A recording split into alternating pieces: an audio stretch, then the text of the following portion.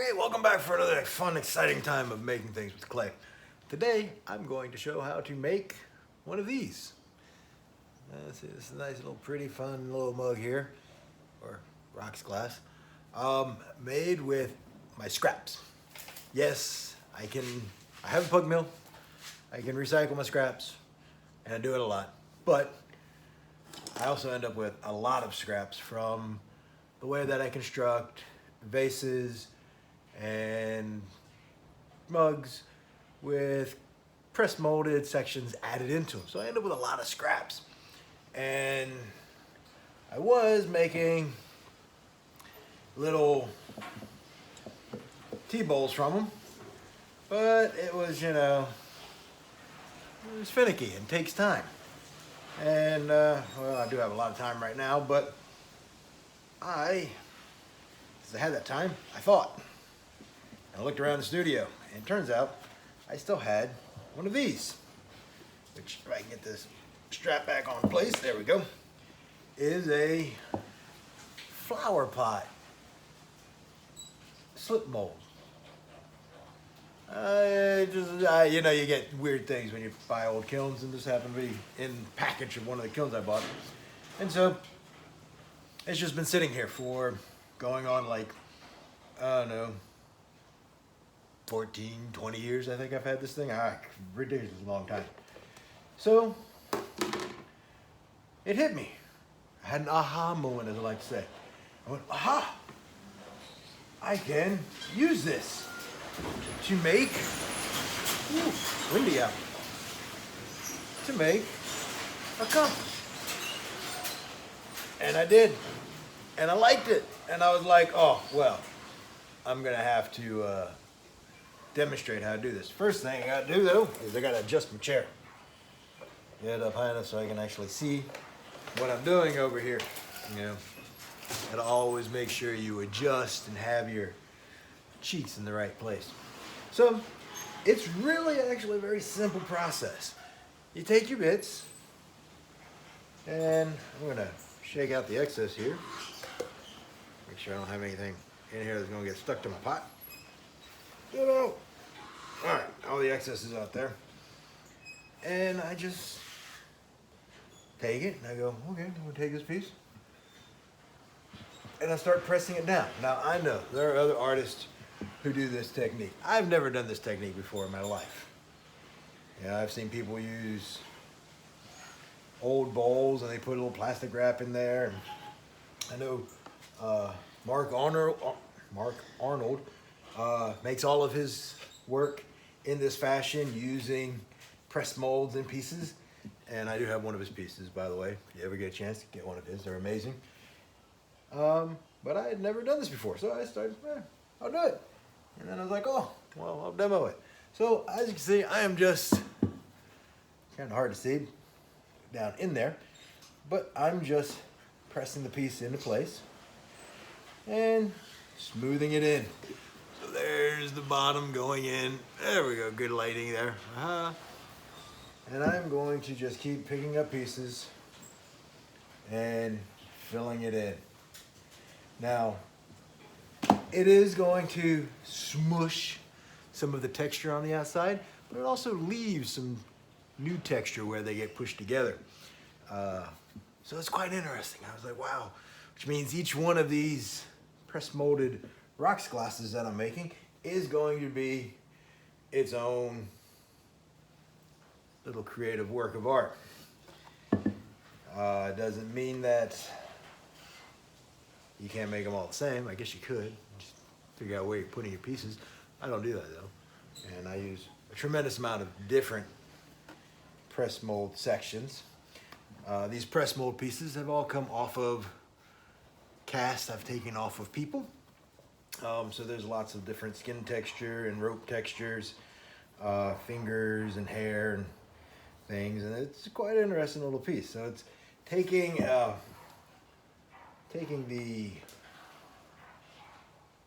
see, here's a section here. You can actually see there's some good skin texture and a little bit of rope left. So it's taking these, lost a piece there, taking these people who have become no longer become people, and making them into a functional object, which they never thought they were going to be. So, yeah, it's just another push of a series that I do, that I work on. And this is just really, I was like, wow, this is cool. So, and it goes pretty quickly too. That's the nice thing about it. This particular way of making the piece, instead of futzing around and with making my old T-bowl style, this allows me to really kind of work a lot faster, use a lot different shape pieces, put them in different angles and directions, so I can even create diagonals and verticals in there, and also of course get a really nice interior, smooth interior. So let's just kind of press it in, push together. Now again, I'm using a very forgiving clay body, and of course all my clay is pretty much at the same consistency currently, because I've been keeping them in my little damp boxes here. Because I'm doing that, it allows me to have work or sections and pieces that are all able to go together quite nicely. So it's just press, push, press, push. And this very weird time when you have lots of time on your hands, it was really just one of those things. It just hit me and I was like, I have to do it. So I am, as you can see. So it actually goes much faster than some of my other processes. Now I am nowhere near done with these. Of course, they will get white porcelain slip applied to them and black underglaze to really make the section stand out. And who knows, I might even do some colorful work on the surfaces too. I don't know, we'll find out. This is the first time I'm making them. So they're gonna give me lots of things to play with here, which is so cool. So cool. So go around, and I decided on this particular mold that it would be best to kind of stop at the little divot where it goes, where if this was a small little planter, it would have the rim. So I stopped right there at that extension part of the rim. And it really is so much fun too to make them this way and make them in this fashion. I just totally, I'm digging it, right? You know, I'm really just, you know, it's clay, I dig it.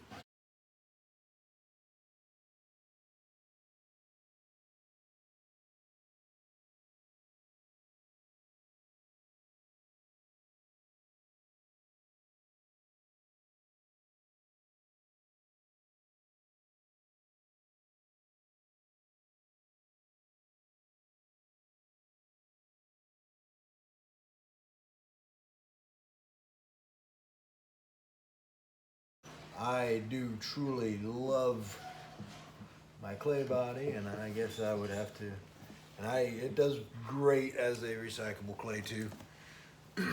But if I can make something and save myself a little time so that I don't have to do the recycling and have an object, have some functional piece or sculptural piece left afterwards, because it excuse me, it does take a lot of time to make my press molded pieces, and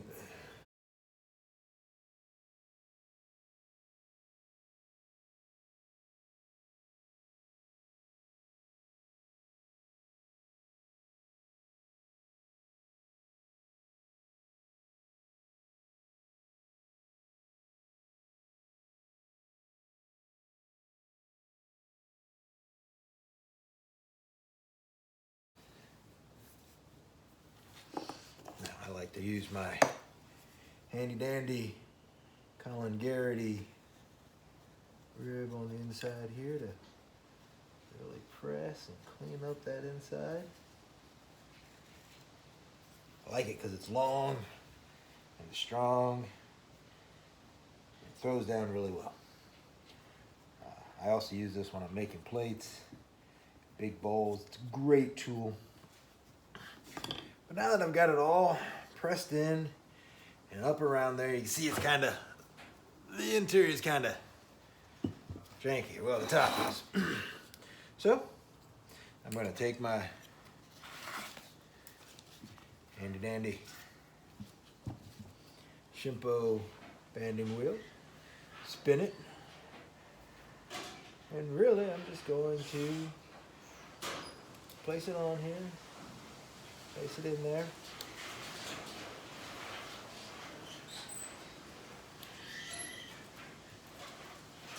Cut away my excess. Oh, look how fast and easy that was.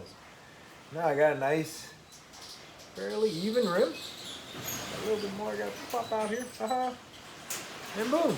Sections that'll just go in there and be used. I want those to dry out. Then I come back with a handy dandy sponge to, give it that nice little rolled edge there.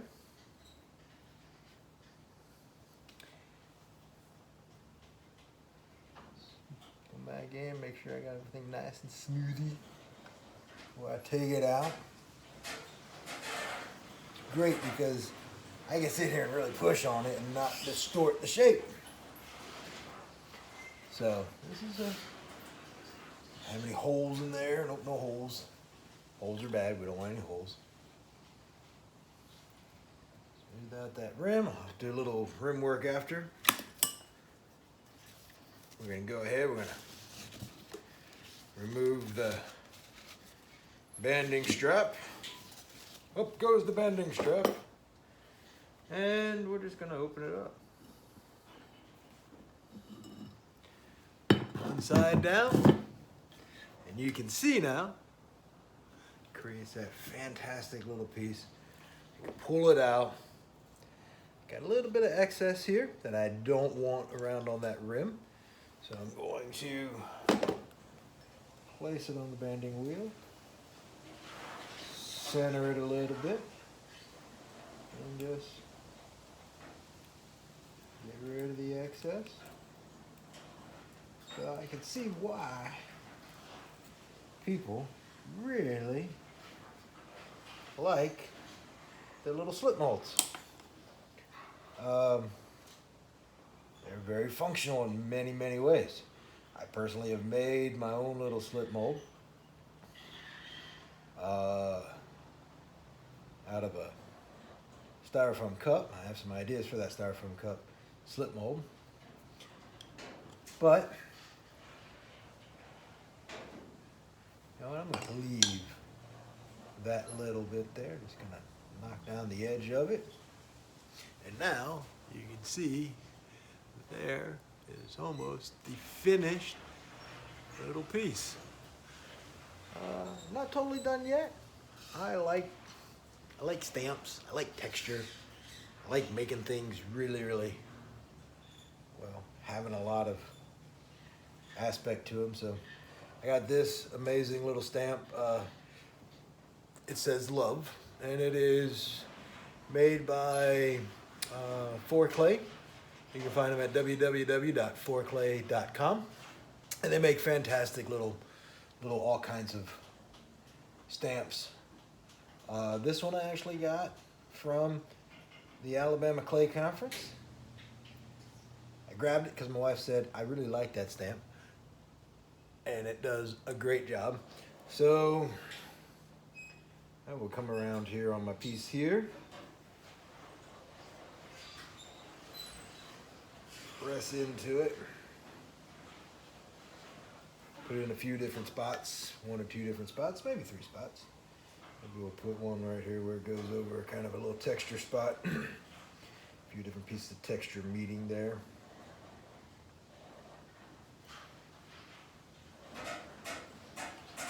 that out.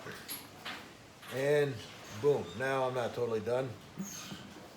One thing I've been doing on these little T-bowls and this little rocks glass, I've been adding in my handy dandy fancy, I love my little eyeball from David. Yes, ladies and gentlemen, that David. No, I didn't go to David and climb up on him. He had a model of it at high school I taught at, and I had to, well, as I was teaching the class, we were making stamps, and I used it as a great example of a texture piece for making stamps.